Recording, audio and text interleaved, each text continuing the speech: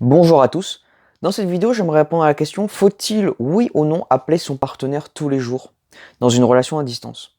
Alors, c'est une question qui recouvre une vidéo que j'ai déjà fait, qui était: à quelle fréquence discuter avec son partenaire? Donc, je vous renvoie à cette vidéo.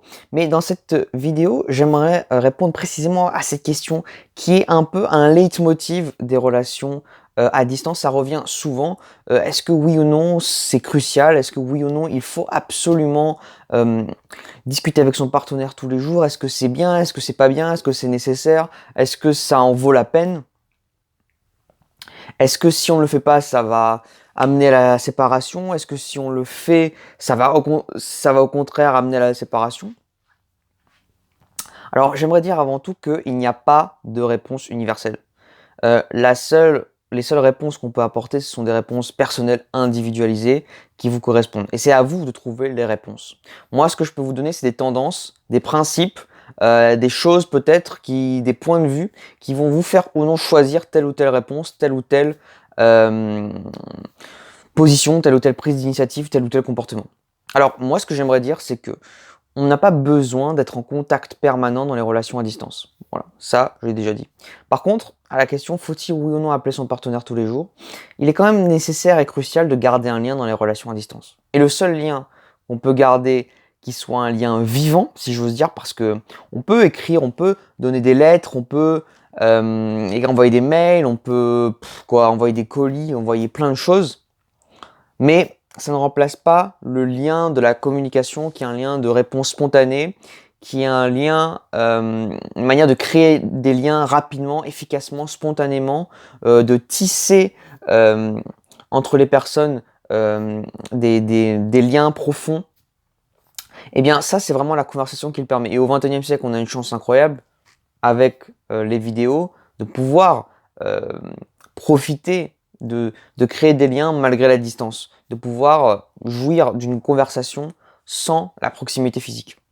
Alors, je pense que il n'est pas nécessaire d'appeler son partenaire tous les jours, mais je pense qu'il est nécessaire de garder une communication avec son partenaire. Si votre partenaire met de la distance, qui vous dit non, on va pas s'appeler, on va pas s'appeler, qui refuse que vous l'appeliez comme ça un jour, 2 jours, pourquoi pas, mais 3 jours, 4 jours comme ça, une semaine, pour moi, ça n'est pas optimal. Ça, on peut questionner l'intérêt de votre partenaire. Est-ce qu'il est vraiment motivé à suivre cette relation, oui ou non?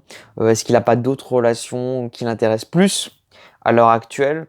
Et dans ce cas-là, il faut absolument mettre de côté ces personnes parce que justement, on ne veut pas avoir dans notre vie des personnes qui nous font perdre du temps. On veut des personnes qui nous stimulent, qui nous motivent, qui nous rendent plus forts, plus heureux, plus grands. Pas des personnes qui nous rappellent qui nous ramènent à nos instincts vils, bas, éphémères. Donc je pense que au total, c'est à vous de décider combien de fois appeler votre partenaire.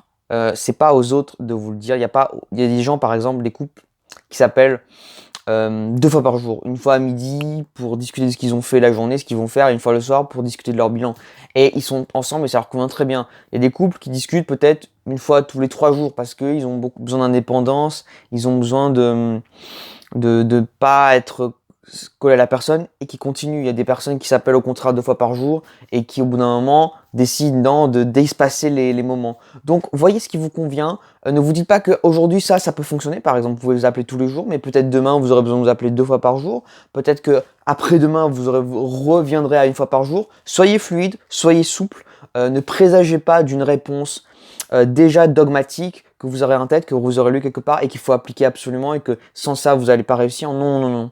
C'est à vous de décider, à vous de vous adapter aussi à votre partenaire, à vous de vous adapter à vos envies. Trouver un lien, trouver quelque chose qui vous, quelque chose sur lequel vous êtes tous les deux d'accord et ça ne pourra que aller dans le bon sens. Voilà. Donc je vous dis à très bientôt pour une prochaine vidéo. Et dans une prochaine vidéo, j'aimerais parler d'une idée que j'ai un peu abordée à la fin de cette vidéo, mais qui est importante, c'est l'idée de compromis et comment est-ce qu'on gère un compromis dans des relations de couple. Voilà. Je vous dis donc à très bientôt pour une prochaine vidéo.